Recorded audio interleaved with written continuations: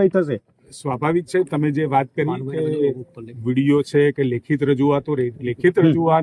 રજૂઆતોના આધારે મેન્ટેનન્સ કરવું હતું, એ મેન્ટેનન્સ પણ થયું હતું, પરંતુ કેટલાક કારણોસર અને જે વાઇબ્રેશન ધ્રુજારીનો જે રિપોર્ટ હતો એ પણ 2025માં એ નોંધ્યો હતો, પરંતુ આજે તમે સસ્પેન્શન જોઈ રહ્યા છો એટલે ક્યાંક જે અધિકારીઓની ચૂક થઈ છે એ અધિકારીઓની ચૂકના કારણે પ્રાથમિક તબક્કે જે આપણને અહેવાલ મળ્યો છે એ અહેવાલના આધારે તાત્કાલિક સસ્પેન્ડ કર્યા છે અને લગભગ 30 દિવસની અંદર આખી તપાસ પૂરી થઈ.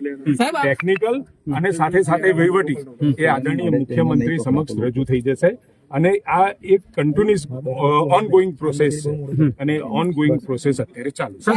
લોકો માનવ વધનો ગુનો દાખલ કરવા પ્રકારની કાર્યવાહી થશે અધિકારીઓના વિરુદ્ધમાં? અરે ભાઈ, જે મેં કહ્યું કે પ્રાથમિક દ્રષ્ટિએ જ્યાં બેદરકારી લાગે છે, સસ્પેન્શન કર્યું છે, એની ખાતાકીય કાર્યવાહી પણ થશે અને સાથે સાથે એમાં જે બેદરકારી અથવા તો જે પ્રકારના પગલાં લેવા જોઈતા હતા એ નથી લેવાયા, તો એના અંદર જે પણ કોઈ પ્રકારની કામગીરી કરવાની